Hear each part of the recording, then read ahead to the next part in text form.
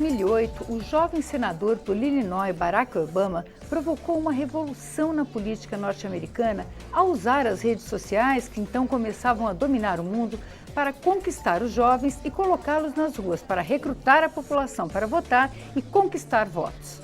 Os mais atentos alertaram que aquele que seria presidente dos Estados Unidos por 8 anos não desgrudava de seu BlackBerry. 10 anos depois, o mundo percebe que as redes mudaram a política em todos os aspectos, das dificuldades materiais às atitudes dos políticos. No Brasil, muita gente está se debruçando sobre os resultados das últimas eleições para entender o que aconteceu e o que esperar do futuro. E o Expressão Nacional vai conversar sobre política e redes sociais com os deputados Daniel Coelho, do PPS de Pernambuco, Helder Salomão, do PT do Espírito Santo, o cientista político Leonardo Volpatti, autor do estudo A Eleição das Redes Sociais, recém-lançado, e o cientista político e pesquisador Marcelo Pimentel. Deputados, quando a gente discutia aqui o fim do financiamento empresarial, diversos parlamentares falaram que vai ser impossível fazer campanha política, porque o Brasil não tem a tradição do crowdfunding, ninguém doa para político, e a campanha é muito cara. E a gente está vendo aí, estou usando números oficiais, no primeiro turno, o candidato à presidência, o candidato Jair Bolsonaro, ele gastou pouco mais de R$1 milhão declarados no primeiro turno e obteve pouco mais de 46% dos votos válidos. O candidato Henrique Meirelles, que foi o que mais gastou, ele gastou cerca de R$45 milhões. E teve um percentual de pouco mais de 1% dos votos válidos. Quer dizer, parece que nessas eleições as redes sociais mudaram tudo o que a gente esperava em termos de financiamento de política. Esses dois candidatos não tinham muito tempo de TV, mas a gente também podia lembrar que o candidato que tinha mais tempo de TV, que era o Geraldo Alckmin, ele também teve 4% dos votos. O Bolsonaro tinha 2% do tempo de TV. Quer dizer, televisão e dinheiro não afetou muito o resultado. Deputado Helder Salomão, como é que o senhor está vendo essa situação? Bom, eu diria que essa foi, a eleição que trouxe muitas novidades nos resultados e também nos métodos adotados. Eu votei favorável ao fim do financiamento empresarial, porque, a meu ver, o financiamento empresarial ele está na gênese da corrupção e era preciso colocar um freio nisso, embora eu insisto em dizer que, infelizmente, alguns ainda praticaram caixa 2 nessa campanha. E as redes sociais cresceram em importância como ferramenta fundamental para dialogar com o eleitor brasileiro. Eu diria que as redes sociais, elas revelaram uma força que até então não tinha sido verificada nos processos eleitorais, mas é preciso a gente ponderar e ter cautela nas análises, porque é claro que o presidente eleito não gastou só R$1 milhão em sua campanha no primeiro turno. É claro que tem aí uma produção que vem há muito tempo, então tem 4 anos de um trabalho intenso, de um trabalho profissional, e o que a Folha de São Paulo denunciou, que só um contrato de uma empresa foi de 12 milhões para produzir conteúdo falsificado, as chamadas fake news, e isso chegou ao eleitor especialmente através de um aplicativo de mensagem chamado WhatsApp. Porque o Facebook tem um papel importante, o Twitter, o Instagram, como redes sociais fortes que chegam até os cidadãos, mas é preciso a gente considerar que o papel do WhatsApp, desse aplicativo de mensagem, foi fundamental para, inclusive, alterar o resultado das eleições, porque a gente pode discutir mais adiante que não necessariamente muito engajamento que um candidato conseguiu durante a campanha e durante o seu mandato foi traduzido em votos. Talvez os especialistas nos ajudem a explicar. Alguns candidatos com pouco engajamento conseguiram resultados mais expressivos do que aqueles que tinham ou que têm um engajamento maior na rede social. Então, eu num outro momento aqui eu quero emitir a minha opinião que só a presença na rede social, ainda nesta eleição, pelo menos, não foi suficiente para garantir votos e resultado positivo no processo eleitoral. Enfim, eu acho que tem muita coisa para a gente conversar sobre isso. Eu acho que para os próximos anos a gente vai ter... A gente teve um turning point aí em meio de comunicação com o eleitor, deputado Daniel Coelho. Sem dúvida. A gente vinha falando, a próxima eleição vai ser a eleição da rede social, e nós vínhamos falando isso há algum tempo. E ela vinha crescendo em influência, não dá para você negar. O senhor vinha falando, mas muita gente não tinha percebido. Não tinha percebido, mas se falava. E a cada eleição ia crescendo a influência da rede, mas nós não tínhamos ainda observado uma oportunidade onde não só um candidato a presidente, mas vários candidatos a governador fossem eleitos sem televisão de forma absoluta e realmente com a comunicação que ocorria dentro das redes sociais e principalmente no WhatsApp, que tem uma característica diferente do Twitter, do Facebook, do Instagram, porque ela é uma rede que ela depende exclusivamente de engajamento, das pessoas estarem participando. Você não consegue no WhatsApp, com dinheiro, fazer com que você vença um debate. É impossível você ganhar um debate no WhatsApp se você não tiver o argumento ajustado ao que o eleitor, ao que o cidadão está querendo ouvir e está querendo discutir. Já nas outras redes, você consegue, com mais recursos, ter um maior alcance e, além de ter um maior alcance, você poder, talvez, aí segmentar dentro de grupos, de formas de pensamento. Então, é uma campanha diferente. O WhatsApp teve um papel relevante nessa eleição e isso comprovado com resultados, como eu disse, não só na eleição para presidente, mas alguns estados já demonstraram essa mudança. Na eleição para o parlamento também, né? A gente já teve, eu acho que eu fazia já algumas contas aí, e a gente já pode dizer que na próxima Câmara dos Deputados a gente vai ter cerca de 20%, 15% de parlamentares eleitos com pelo menos metade dos seus votos conquistados na rede social. Isso a gente discuta já conversando com parlamentares eleitos e reeleitos. Então você tem também um papel relevante das redes sociais no próprio parlamento. Concordando com o deputado Helder no sentido de que nem sempre o engajamento quer dizer voto, porque o engajamento pode se dar por vários motivos. Eu vi até na eleição uma reportagem que mostrava o perfil da rede social de um parlamentar aqui da casa e que ele tinha um engajamento muito baixo quando ele falava dele. Mas quando ele falava mal do principal adversário, o candidato a presidente, o engajamento dele era alto. Então o engajamento pode enganar. O engajamento falando mal de alguém não quer dizer que aquelas pessoas vão votar em você só porque elas estão compartilhando um xingamento, um fake news ou até uma crítica a alguém que tem uma alta rejeição. Já o engajamento, quando você fala do seu trabalho, ele dá um indicativo de voto. Então, talvez até explicando um pouco o que o deputado Helder falou, a gente precisa também saber entender um pouco a rede. É muito fácil você ganhar engajamento se você entra nas bolhas. Você tem uma bolha muito forte na direita, uma bolha muito forte na esquerda, e se você faz o discurso daquela bolha, você pode ter um aumento de engajamento. Não necessariamente um engajamento nas suas pautas, no seu trabalho, mas um engajamento somente do que aquela bolha está querendo falar. Então é uma nova dinâmica, uma nova política e inclusive uma nova forma de governar. Eu acho que a gente vai experimentar nessa próxima legislatura e nesse próximo governo, um governo que, além de governar com os meios institucionais, ele também vai governar pela rede. Ou ele pelo menos está se propondo a isso, com vários parlamentares também se propondo a fazer um mandato a gente tem até parlamentar que está dizendo que vai opinar no voto, que eu acho um perigo, mas é um direito do parlamentar, que vai estar submetendo às redes sociais cada voto que vai ser dado em plenário. Então você vai ter a rede social participando diretamente do exercício do mandato dos parlamentares e quem sabe até de presidente e governador. É um novo momento, sem nenhuma dúvida, e para ele não tem volta. A gente não sabe o que vai acontecer, mas não tenho dúvida que isso é um momento que vai se aprofundar cada vez mais. Leonardo, a gente viu diversos cientistas políticos depois do primeiro turno, principalmente com a gente teve 2/3 do Senado que foram renovados agora, 87% de renovação. A Câmara aumentou um pouco, mas é uma renovação também alta, mas foi a mais alta dos últimos 20 anos, mas foi só um pouco mais alta. Mas muito cientista político falando, nossa, eu vou levar um tempo até me recuperar e entender o que aconteceu. O deputado Daniel Coelho está com tosse, pode tossir, deputado, senão eu morre engasgado. Eu queria saber se vocês esperavam isso, esse levantamento amplo que vocês fizeram aí de eleição para presidente, para senadores e deputados, como é que foi o resultado, como é que vocês receberam esse resultado? Olha, a gente já esperava isso. A gente vinha estudando há um certo tempo o monitoramento das principais bolhas sociais em relação às redes sociais. Então, o que eu acho que tem que ser feito, muitas vezes, muitos parlamentares não entenderam isso. A classe política não entendeu isso, até por uma questão geracional. Mas o que acontece é que as mensagens nas redes sociais, elas não podem ser encaradas sobre um viés casual.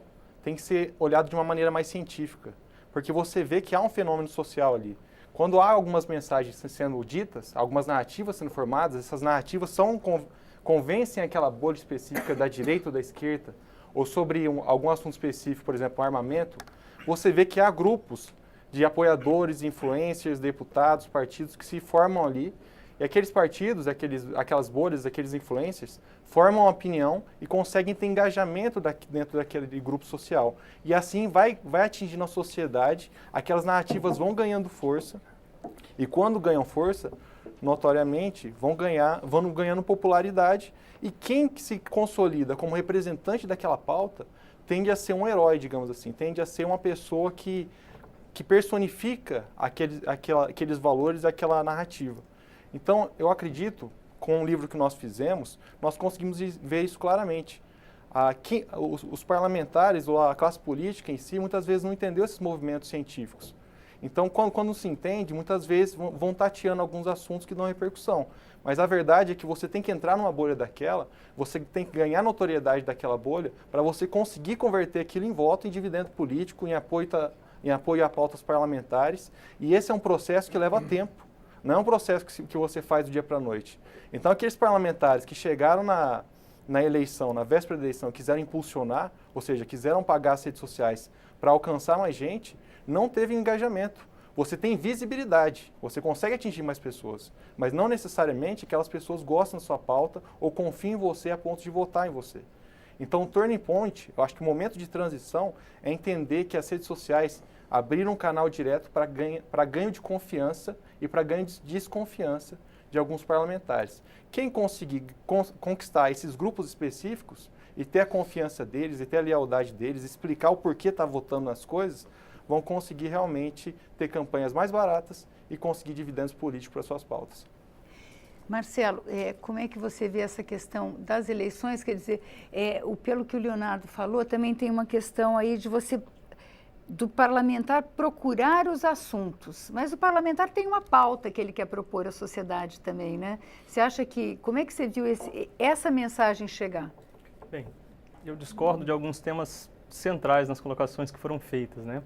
Eu concordo que as redes sociais estão ganhando um papel cada vez mais relevante a cada eleição, mas não a colocaria como ponto central, como determinante para a eleição dos candidatos agora, de imediato. Acho que a gente pegar a realidade do Bolsonaro, do Meirelles, tal como foi colocado, no fundo, se apegar a alguns outliers, alguns pontos fora da curva para tentar explicar como foi essa eleição, né? No fundo, o Bolsonaro não é um produto, o fator determinante para a eleição do Bolsonaro, na minha visão, não é o uso da rede social. É toda a conjuntura anterior à eleição, pelas revelações da Lava Jato, pelo desgaste da classe política, pelas demandas de 2013 e 2015 que não foram atendidas, por ele muito cedo ter se colocado como um candidato claramente antipetista, enfim, há uma conjuntura que culminou, na minha visão, com a eleição dele. E não as redes sociais foram determinantes para a sua eleição. O papel do financiamento de campanha, realmente, como você colocou a questão do Henrique Meirelles, é uma exceção. Houve um cenário totalmente adverso nessa eleição, que foi a possibilidade dos candidatos poderem usar recursos próprios no limite dos seus cargos. Possibilitou que candidatos muito ricos pudessem colocar a maior parte aí do seu patrimônio em jogo, em suas campanhas. E mesmo assim, dada essa conjuntura que eu havia mencionado totalmente diferente, eles não conseguiram sobressair. Mas, se você pegar o conjunto de estudos da ciência política, eles mostram que maiores arrecadações significam maiores votos. Não daria para a gente refutar essa tese de imediato, acredito eu, pela experiência de 2018.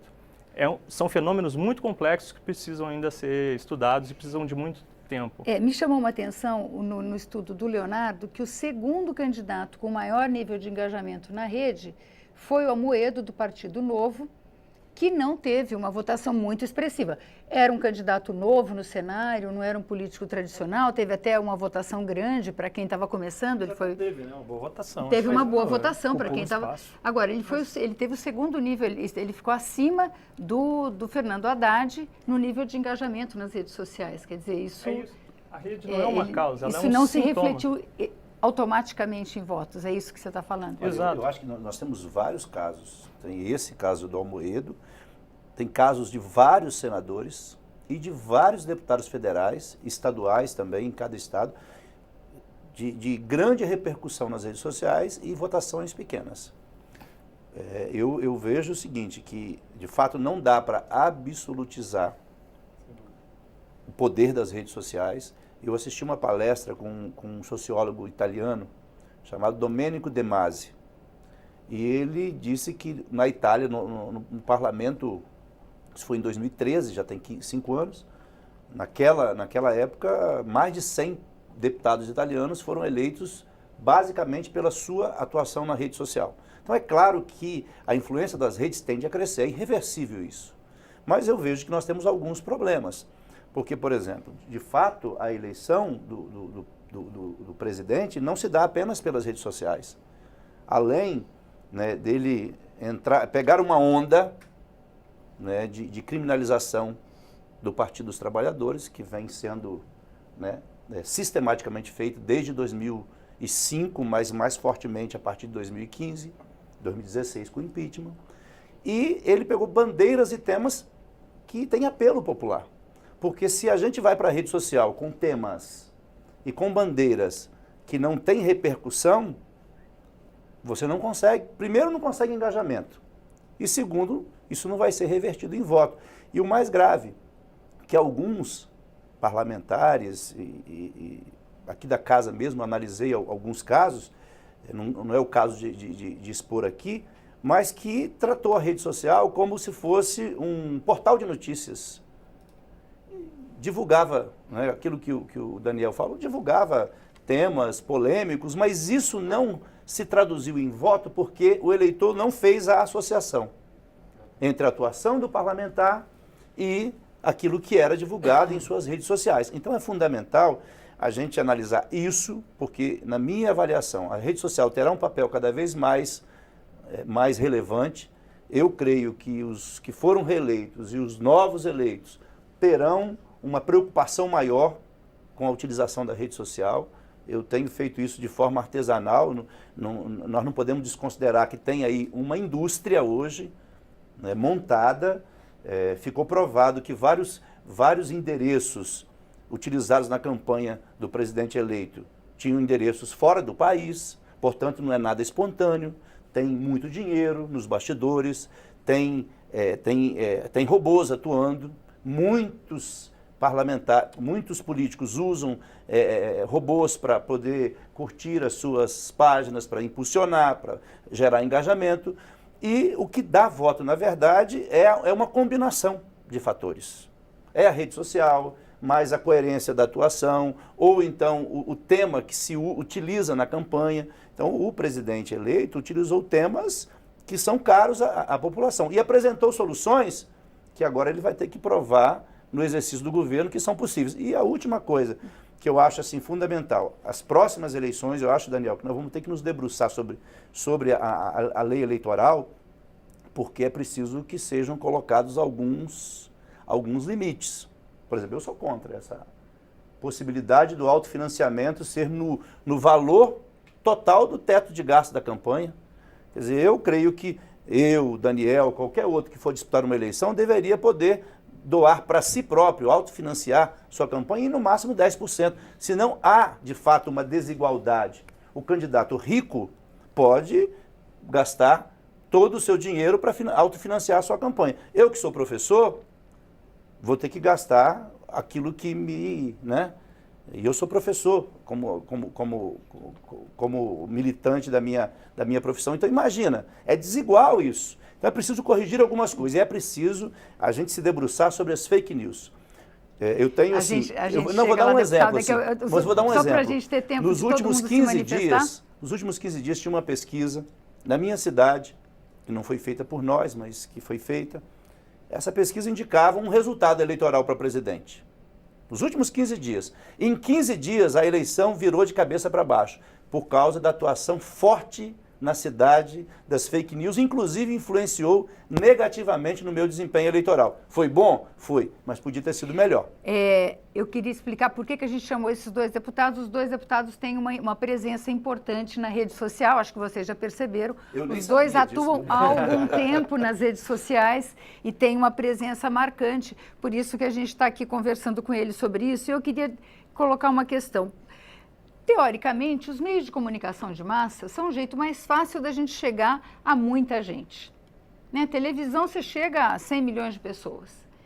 Por que as redes sociais fazem mais sucesso? Quer dizer, no caso do deputado, você tem como eleger o público que você procura,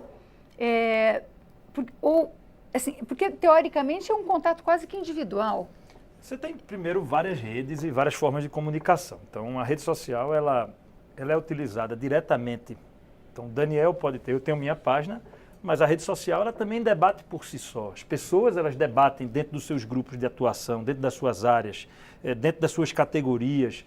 Quando o Leonardo fala que não dá para a gente simplificar a eleição de Bolsonaro pela rede social, é lógico que não. Ele tinha pauta, ele teve um trabalho, ele conquistou a população, como o Helder fala, com algumas pautas que tinham maioria na sociedade, mas sem a rede social ele não teria feito, porque ele não teve tempo de televisão e não teve apoio político, ele não teria chegado ao eleitor, não teria sido possível alguém ganhar uma eleição sem a existência da rede social, sem o instrumento da TV e sem o instrumento do apoio político. Ele não tinha apoio de governadores, ele não tinha quase apoio de deputados, a não ser os que ele elegeu novos, mas não dos atuais, e não tinha a estrutura formal da TV. A mesma coisa ocorreu no Rio de Janeiro com o governador eleito e em Minas Gerais com o governador eleito. Chegaram ao segundo turno sem nenhuma televisão. Então a rede social, ela deu a possibilidade de você ter um outro canal. A televisão continua a existir, é evidente, né? Mas você tem aí uma mudança comportamental. Se a gente olhar a pré-campanha, Bolsonaro teve pouca boa vontade da imprensa. A imprensa bateu muito nele no período de pré-campanha. Então não foi pela imprensa que ele cresceu, não foi pelo apoio político e não foi pela televisão, a rede social foi predominante. Evidentemente que não era só a rede social, porque se fosse o Amoedo tinha estourado de voto. Então aí a gente vai para um segundo passo da nossa análise. Por que o Amoedo teve um grande engajamento de rede social e não teve o voto? A gente pode falar a mesma coisa do candidato Boulos. O candidato Boulos teve um alto engajamento de rede social comparativo dentro da bolha da esquerda e zerou. Ele teve 0 voto, foi 0%. Porque dentro do campo dele ele apenas reforçava a mensagem da candidatura de Haddad. E Amoedo, num certo momento do processo eleitoral, ele passou a reforçar a campanha de Bolsonaro, quer dizer, ele perdeu o sentido da sua candidatura. Se o sentido era uma pauta mais liberal de combate ao PT, Bolsonaro ocupou o espaço. Então as pessoas se engajavam na rede de Amoedo, compartilhavam a rede de Amoedo, mas quando chegou no dia da eleição votaram em Bolsonaro, um pouco no voto útil. Estou fazendo um comparativo, trazendo de um extremo para o outro, um pouco do que ocorreu com o Boulos, porque você pode explicar a mesma coisa. O engajamento do Boulos era relativamente alto para quem perdeu para Meirelles, por exemplo. Ele teve menos voto que o Meirelles. E Meirelles, mesmo gastando os 40 milhões, não tinha engajamento nenhum na rede social. Então, aí é que você começa a ver essa coisa do comportamento das bolhas, que eu acho que esse é um debate interessante da gente fazer, e é onde eu acho que a rede social pode prejudicar a sociedade. O comportamento de bolha, ele induz a pessoa a comprar a pauta fechada, seja ela da esquerda ou da direita. Então, se eu sou da esquerda, eu tenho que seguir toda aquela linha. Se eu fugir em um item, se eu sou da esquerda e eu estou discordando sobre aborto, todo mundo vai bater em mim dentro da bolha. Se eu estou na direita e estou discordando sobre armas, todo mundo vai vir e vai bater em mim dentro daquela bolha. Então, isso obriga a gente ter, ou força, tanto a sociedade como nossos representantes no parlamento, a seguirem bolhas e pautas fechadas, sejam elas da direita ou da esquerda. E isso não é bom. Porque é evidente que você observar o que é a pauta de uma bolha ou da outra, que você vai ter erros nas duas. Ninguém está 100% certo aqui, nem ninguém vai estar 100% certo ali. A gente perde e tem a dificuldade no espaço para ponderação, para poder olhar e dizer, não, mas espera aí, você pode estar na direita ou pode estar na esquerda e pode ter uma opinião divergente.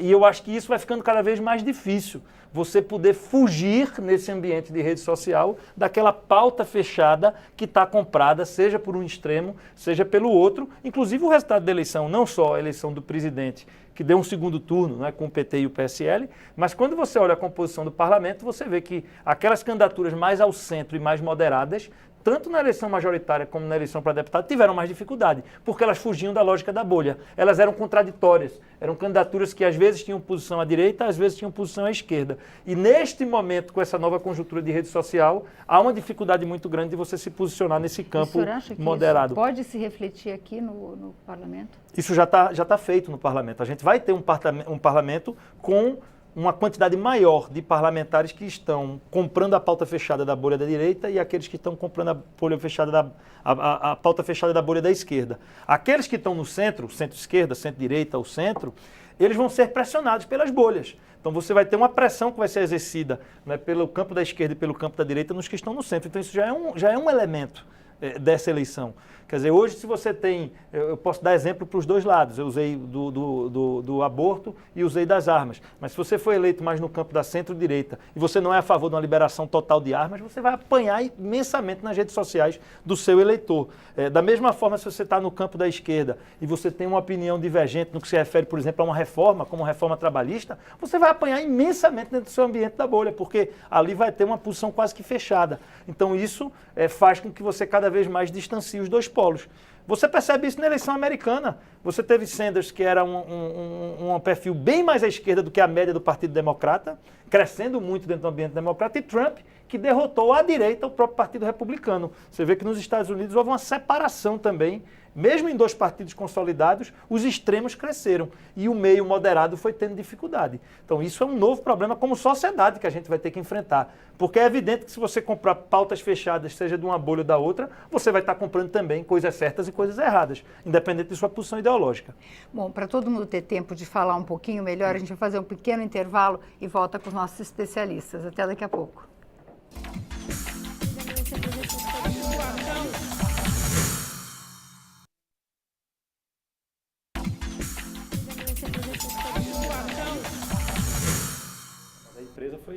O Expressão Nacional está de volta. Hoje nós estamos conversando sobre a influência das redes sociais na política.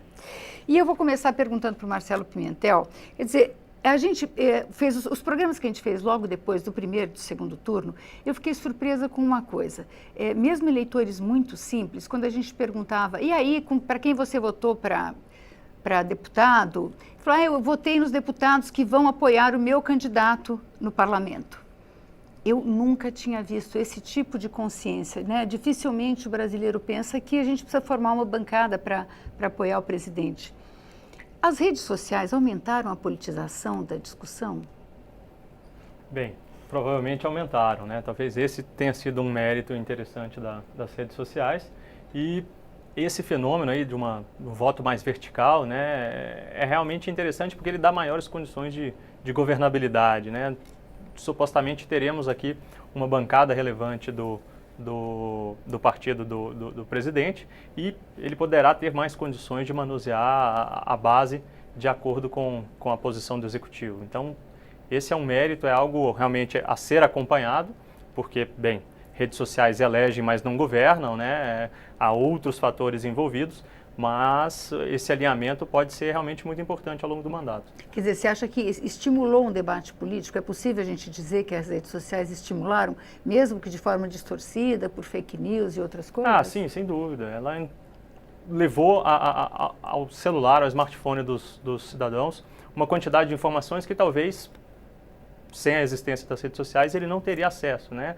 No horário eleitoral, num pouco contato com alguma atividade política, ele provavelmente estaria menos envolvido no universo político e em discussões e informações relacionadas aos seus candidatos. Leonardo, vocês fizeram um levantamento que avaliou diversos aspectos da campanha.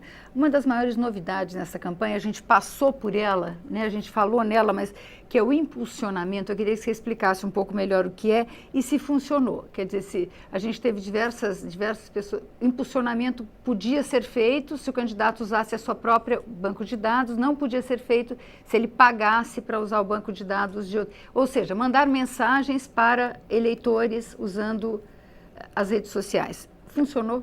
Explica melhor o que é. Não funcionou. Muitos candidatos a deputado que foram eleitos não apoiaram realmente o impulsionamento, porque teve uma série de dificuldades operacionais, o Daniel até falou disso.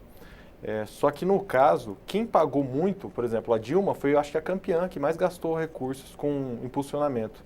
Roberto Requião, no Paraná também. Luciavani, em Goiás também. Todos não foram reeleitos. Por quê? Porque não adianta você chegar no último momento da eleição, na cara do gol, e você trabalhar para você conseguir visibilidade. Porque o eleitor está mais politizado. E você ter visibilidade não significa conversibilidade em votos. Você tem que ter conquistado uma confiança há um tempo muito maior. Então, o que nós temos hoje, que é difícil muitas vezes de compreender, é que é necessário o político, ou a pessoa que pretenda ser política, ela atuar diretamente com as pessoas. É aquela técnica americana de going to public, ou seja, ir direto com as pessoas fazendo lives e explicando as coisas. Qualquer assunto pode ser explicado. Você consegue explicar algum assunto com coerência, por que você votou, por que você é a favor daquilo ou daquilo outro, se você fizer isso de maneira clara para a população. Então, eu acho que agora a tendência para 2019 é os parlamentares terem uma atuação mais transparente. O que aconteceu muitas vezes é essa ignorância dos parlamentares de entender que são formadas algumas bolhas políticas sobre alguns temas. Eu vou dar um exemplo das armas. As armas viraram um tema, um ed issue, né, uma matéria controvertida, porque isso foi trabalhado há um período muito grande de tempo. Formou algumas narrativas que associaram as armas, a aquisição de armas de fogo, a resolver o problema da violência. E a violência está latente na população. E você vê claramente que a formação de algumas bolhas de direita, do grupo da direita, que é um tema que vincula todo esse público. Por exemplo, nós fizemos um estudo, quando o Geraldo Alckmin, no seu primeiro programa de TV, se coloca contra as armas, e ele queria conquistar o público, que era o do Bolsonaro, que era o público tradicionalmente que o PSDB conquistava, que era a centro-direita, ele se rivaliza. Quando ele fala que é contra as armas, ele rivaliza com o principal tema que unia aquela bolha que ele queria conquistar. Então ele se coloca como anti-herói. Então o discurso dele, por incrível que pareça, começa a se aproximar mais da esquerda, que também é contrária às armas. Mas por fatores históricos de várias eleições, ele tem a rejeição da esquerda e da direita. O resultado foi 4% nas urnas. Então essa questão das bolhas tem que ser analisada de uma maneira mais científica. E não é só atuar de pauta fechada. Temos que entender isso, deputado, e começar a ser transparente com as pessoas. Sendo transparente, explicando as causas da votação, eu tenho certeza que vai se formando uma narrativa e as pessoas vão vendo autoridade nisso, vão confiando mais nas decisões do parlamentar, porque as pessoas querem não só algo fechado, alguma coisa mais decisiva, elas querem realmente uma explicação do porquê daquilo. As pessoas estão realmente mais responsivas, mais querendo mais transparência nas decisões públicas. E isso é feito através das redes sociais. Quem está utilizando o jornal, utilizando terceiros para comunicar com a população, vai perder espaço. Não vai ser o interlocutor, o campeão das bolhas, e não vai converter isso em voto. Deputado Helder, o senhor foi, inclusive no seu estado, a principal presença nas redes sociais, segundo o estudo do Leonardo. O senhor acredita que as redes ajudaram na sua atuação ao dom da ubiquidade, né? O deputado tem uma vida terrível que as pessoas ignoram, que é ter que estar aqui em Brasília e ter que estar no Estado, em todos os lugares que tem que estar no Estado, em campanha mais do que nunca. Você tem que estar em diversos lugares, conversar com muitas pessoas. As redes sociais ajudam um pouco a estar presente em todos os lugares, a ter esse diálogo, a essa transparência, de informar seu eleitor de tudo que o senhor está fazendo, de tudo que está acontecendo? Vânia, com certeza. Eu vou para casa, para o meu estado essa semana, chego à noite e às 4 da manhã eu estou saindo de casa do outro dia para visitar municípios do interior. A campanha terminou outro dia. Então a vida do parlamentar ela é muito pesada para aqueles parlamentares que querem. Eu digo o seguinte, meu primeiro mandato, eu vou para o segundo mandato agora. Só não trabalha aqui em Brasília e no estado quem não quer, porque tem muita coisa para a gente fazer e o eleitor, de fato, está cada vez mais consciente, cobrando, né, posturas coerentes. A rede social tem que refletir com coerência a atuação do parlamentar. Senão, não vai virar voto. Embora, eu diria, Daniel, você fez uma análise que eu concordo, só queria enfatizar uma coisa sobre a eleição do Bolsonaro. Não fosse a presença forte das fake news, volto a dizer, que foram denunciadas na Folha de São Paulo, que ainda elas estão sob investigação, o resultado poderia ser outro. Sem desconsiderar o que ele construiu ao longo dos anos, os temas que abordou, mas não fossem as fake news, Eu volto a dizer, pesquisas na minha cidade indicavam um resultado eleitoral há 15 dias e 15 dias depois, né, com aquela enxurrada de notícias falsas que inclusive influenciaram nas eleições para o Senado e para a Câmara dos Deputados e para as Assembleias Legislativas. Alguns, tanto da direita, como da esquerda, como do centro, perderam votos e outros ganharam.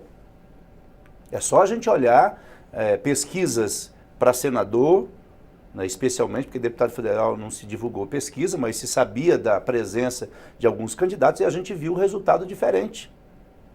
Alguns já foram citados aqui, mas tem muitos outros da esquerda e da direita e do centro.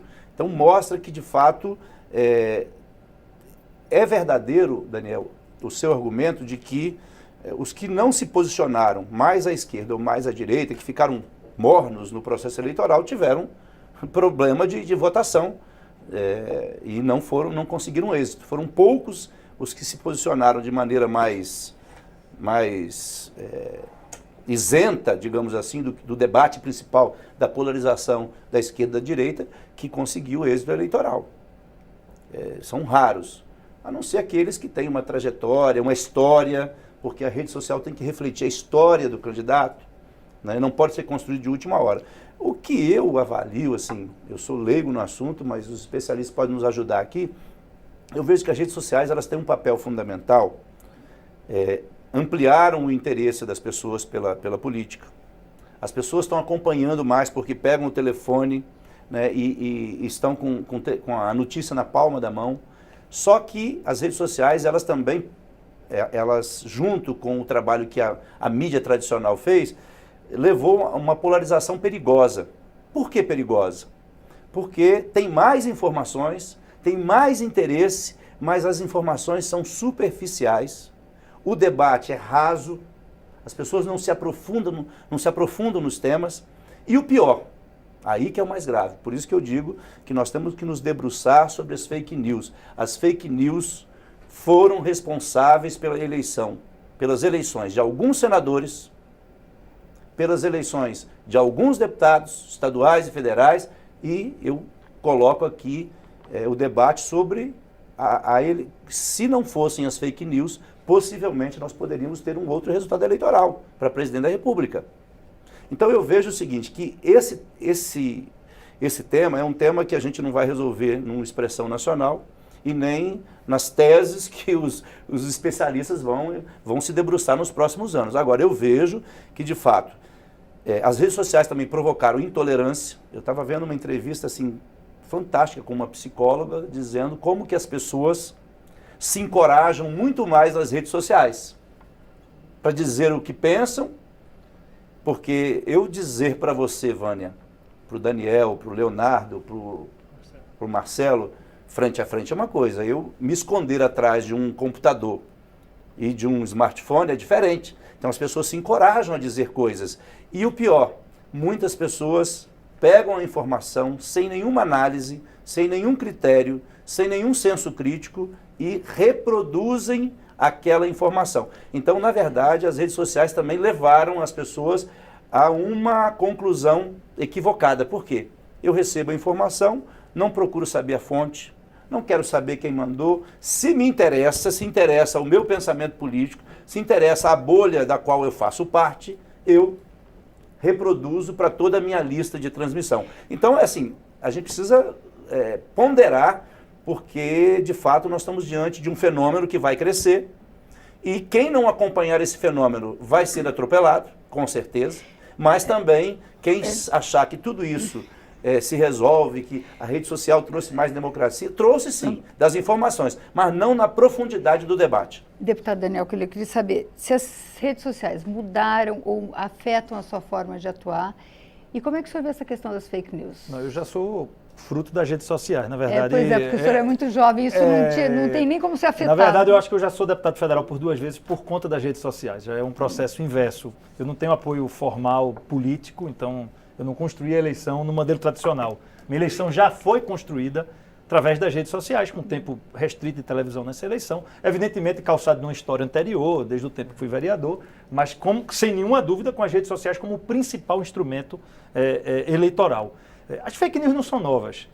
Eu acho que o PT hoje está tendo uma dificuldade, né, com respeito ao argumento do deputado Helder, porque o PT sempre fez muita fake news e agora encontrou um adversário que também o faz. Então você teve um embate duro no ambiente das redes sociais, mas eu disputei a eleição em 2012 para prefeito de Recife e corria-se na cidade inteira nas redes sociais de que se eu ganhasse a eleição, o Bolsa Família ia acabar. Então você tinha ali um embate de fake news feito pelo PT. O PT, como o deputado Helder fala, quando interessa a sua rede, você sendo bolsonarista ou petista, você passa para frente. Não digo todos, mas algumas pessoas o fizeram ao longo do processo. Então eu não acho que é razoável você dizer que apenas a candidatura de Bolsonaro produziu fake news. O candidato Haddad, numa sabatina ao vivo, num grande veículo de comunicação nacional, ele afirmou que o hoje eleito vice Mourão tinha sido torturador. Quando um jornalista o perguntou como era possível ele, com 16 anos de idade, ser um torturador no Exército, porque ele não tinha idade para ser torturador, ele começou a gaguejar e mudou de assunto. Ou seja, ele estava ali reproduzindo uma fake news que ele tinha recebido pelas redes sociais. Então não é razoável dizer que um candidato fez as fake news. Você tinha dois polos que trabalharam fortemente nas redes sociais, às vezes com os próprios candidatos falando ou forçando a barra, mas muitas vezes, e aí sendo justo, seja com os apoiadores de Bolsonaro ou com os apoiadores do PT, com militantes produzindo. Os militantes estavam ali produzindo. Quem não lembra de uma corrente que passa nas redes sociais há mais de 10 anos sobre o fim do 13º que teria sido aprovado aqui no plenário da Câmara? Tem até uma lista com deputados que hoje a maioria estão até falecidos. Quase nenhum deles faz mais parte do parlamento, mas isso continua a aparecer, né? E com parlamentares do PFL, que acabou, do PSDB e de alguns partidos que se opunham ao PT. Isso circula até hoje dentro dos grupos de WhatsApp. De vez em quando eu recebo. É verdade que acabou o 13º? Não, não é verdade que acabou o 13º. Então você continua a ter esse processo. O debate que era feito na esquina do bar, a mentira que era contada contra o adversário na esquina, na igreja, ela agora veio para o celular. Então você ganhou uma nova dinâmica, você ganhou um novo volume. Mas eu não acho que a novidade na mentira. A fake news, para a gente falar português, é a mentira, é a notícia falsa. A notícia falsa é contada na política desde sempre. Desde sempre que os embates eles são feitos com muita mentira e com algumas verdades. Só que agora isso é potencializado e não há força humana para controlar as pessoas a multiplicarem isso. As pessoas fazem a montagem imediatamente. O fato ocorre agora, daqui a meia hora tem milhares de militantes, sejam eles da esquerda ou da direita, produzindo as suas versões, os seus memes, as suas brincadeiras, passando aquilo à frente e muita gente, né, eu acho que isso é que é preocupante, como o Helder diz, eu acho que isso nós todos, independente, direita, centro, esquerda, jornalistas, nós todos temos que trabalhar para que as pessoas procurem passar para frente aquilo que é verdadeiro. Né? Tem gente que passa consciente, sabendo que é falsa, mas acha que aquilo vai convencer a fazer o seu time ganhar, o seu candidato ser eleito, e é evidente que isso não é um bom caminho. Então é um trabalho de educação de médio e longo prazo. Mas eu não vejo novidade na fake news, apenas ela andou mais rápido porque você tinha... Daniel, é só uma frase. Sim, eu queria... Claro, é só uma frase. Eu acho que há uma diferença entre os militantes fazerem a sua versão, e fazem mesmo, de todos os lados. É uma diferença entre os militantes tomarem iniciativa e outra de um candidato que é beneficiado por milhões de contratos, né, feitos por empresários, por empresas interessadas em eleger um candidato. É muito diferente. Deputado, concordo, mas tem denúncias dos dois lados, tem deputado. denúncia dos dois lados e não há nenhuma comprovação. Eu não vou fazer defesa de Bolsonaro, que nem meu candidato foi.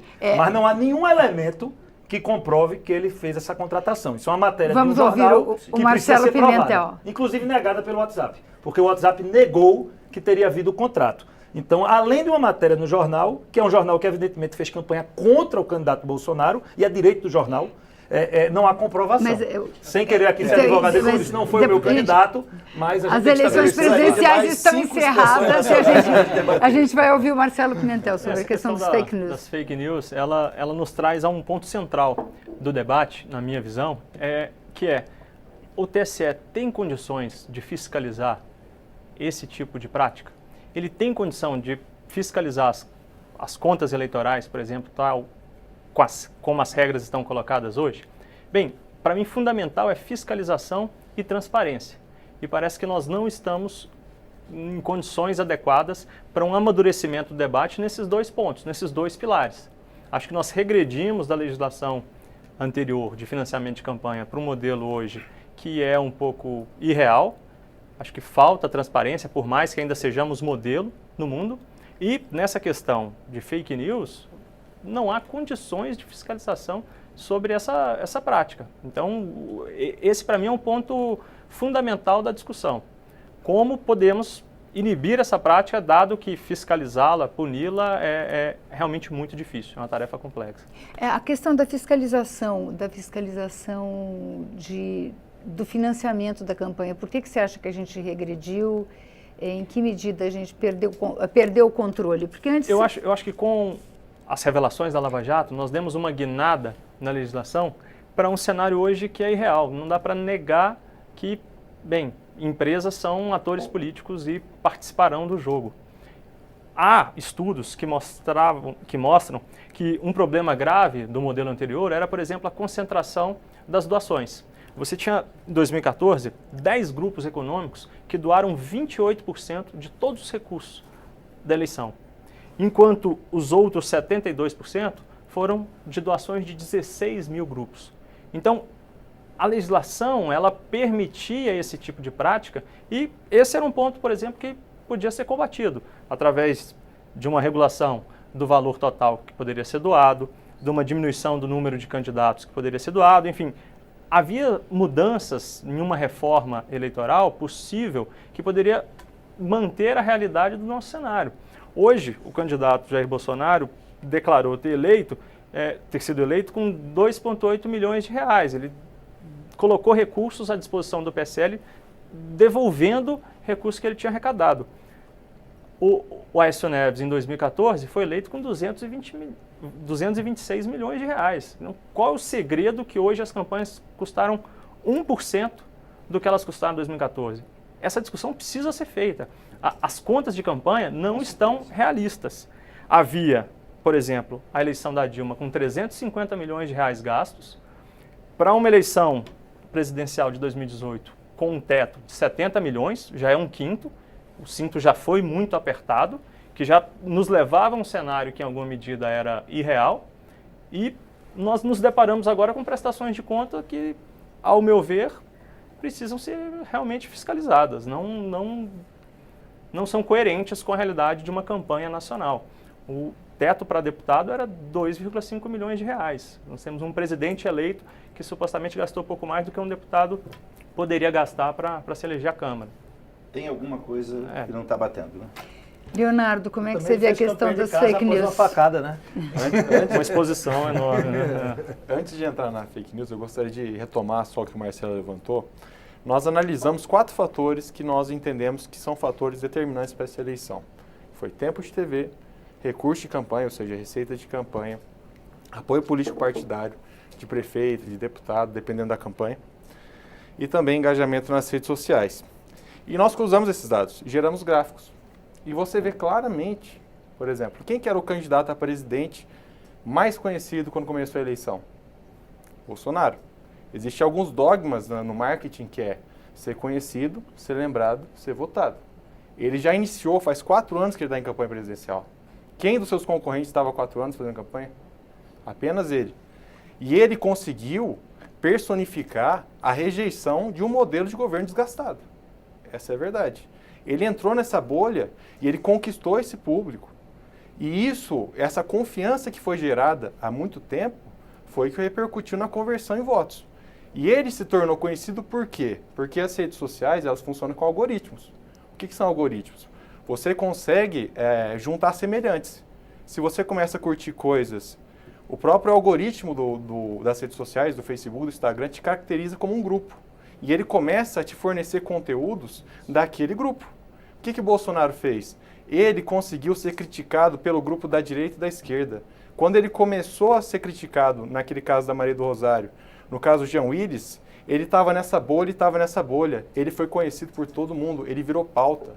E quando ele virou pauta, ele se tornou conhecido. Quando ele se tornou conhecido, ele começou a personificar alguns aspectos de uma bolha específica. E essa popularidade foi feita ao longo de 4 anos. 4 anos que ele domina essa bolha. Não é de ontem. Então não tinha Geraldo Alckmin, não tinha Meirelles, não tinha ninguém. Era o candidato mais popular. A chance dele converter e tornar a campanha mais barata era gigante, porque as pessoas confiavam de uma maneira de longa data nele. Então logo, as pessoas, além de confiar e votar, faziam campanha de graça. E o que não dá para fiscalizar, o que o Marcelo falou, é realmente a pessoa física, às vezes, não passar pelo caixa de campanha fazendo campanha de graça.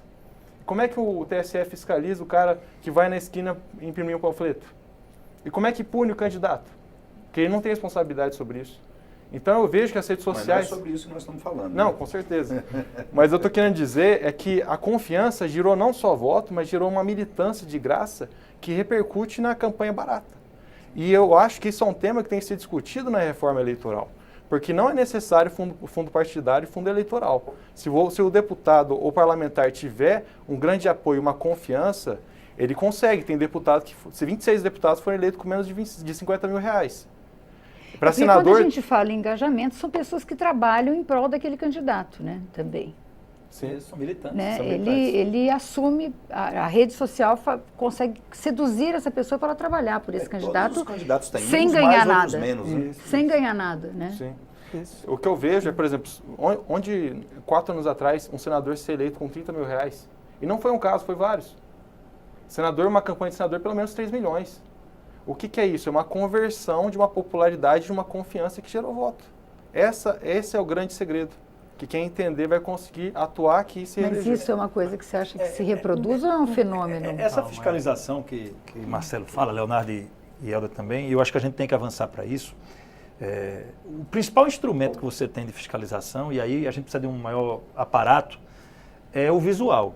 Campanha de Bolsonaro, eu não sei se custou 2 milhões, agora a gente via a espontaneidade, ou seja, tinha militância espontânea na rua, tinha gente indo lá e pagando e fazendo adesivo, tanto é que os adesivos eram cada um diferentes uns dos outros, não tinha adesivo igual, porque cada um fazia 500, 1000 adesivos, ia pagando e ia fazendo. Então você tinha um grau de espontaneidade. Afirmar que todas as contas estão corretas, quem tem que fazer não sou eu, é o TRE. Agora, evidentemente, a gente observa, e eu posso falar do meu estado sem citar nome, porque eu acho que não seria ético sem o parlamentar aqui para se defender, candidatos que declararam valores baixos na sua eleição, e tinham campanhas gigantescas na rua. E você via que não era espontâneo. Porque era gente segurando bandeira, e você via que aquilo era pago. Você tinha um comitê gigante, sem aquilo estar declarado. Então, aí havia uma presença grande de caixa 2. Então, um primeiro caminho, talvez, para a gente fiscalizar, é você, inclusive, fazer essa percepção. Que tipo de campanha foi gerada, que tipo de campanha foi feita, e que tipo de visual foi colocado. Porque não tem milagre. O militante espontâneo, ele realmente é um capítulo à parte. Mas uma bandeira, você tem um preço mínimo e um preço máximo. Você tem ideia de quanto custa uma bandeira. Você tem ideia de quanto custa, né, o aluguel de um terreno para poder fazer um evento. Ou seja, existem coisas que são mensuráveis. E eu acho que a gente teve ainda no parlamento, principalmente, tanto Senado como Câmara, candidatos que declararam muito pouco, mas quem é dos estados desses candidatos percebem que a campanha não era pequena, que você tinha uma campanha grande e estruturada. Não era uma coisa, vamos dizer, espontânea, né? Havia ali um profissionalismo. Não, sem dúvida. É por isso que as contas não batem, como o Marcelo falou aqui. E eu diria assim que o ideal, eu votei inclusive num destaque que o Partido dos Trabalhadores apresentou durante o debate da reforma política em 2017, o ano anterior, para diminuir gastos de campanha. Embora o Marcelo diga que de fato houve já uma redução com o estabelecimento dos tetos, eu defendo que esses tetos sejam ainda menores. O Marcelo disse que já são muito apertados. Não, mas por quê? Porque para mim, quanto mais dinheiro na campanha, menos verdadeiro é o resultado. Porque quanto mais se gasta, quanto mais a influência do dinheiro, do poder econômico, menos real é o resultado. A democracia se fragiliza. Eu sei que nós temos experiências pelo mundo, se a gente fosse analisar aqui cada país, como acontece isso nos Estados Unidos, né, como é que é o modelo de financiamento na Europa, a gente vai encontrar várias possibilidades. Agora, uma coisa é verdade, né? O candidato que usa muito dinheiro numa campanha, ele pode ter sim questionado o seu resultado eleitoral. Por quê? Porque se é verdade que o dinheiro não resolve tudo, não resolve mesmo. Porque também o candidato pode não usar bem o recurso que tem. Essa né? discussão acho que vai ter que ficar para outro dia, deputado. Não, pois é. Mas enfim, mas de qualquer forma... Porque a gente está terminando o tempo, nosso tempo Não, está é isso. terminando. E de qualquer forma eu acho que a gente precisa se debruçar sobre esse resultado e se nós tivermos condição de avançar aqui para fiscalizar melhor, ter menos dinheiro nas campanhas e campanhas mais transparentes. E as redes sociais serão fundamentais daqui para frente e nós vamos ter que nos adaptar. Todos nós vamos ter que nos reinventar na política. Bom, o deputado Daniel Coelho já está nessa linha, né? Esse deputado foi eleito por rede social, né? Não só, mas nasceu da é um rede social instrumento também, de né? divulgação, sem dúvida. Muito obrigado, deputados, muito obrigado aos nossos especialistas. O Expressão Nacional termina aqui. Você pode rever este e outros programas na nossa página, câmara.leg.br ou pelo YouTube. Obrigado pela audiência e até a próxima.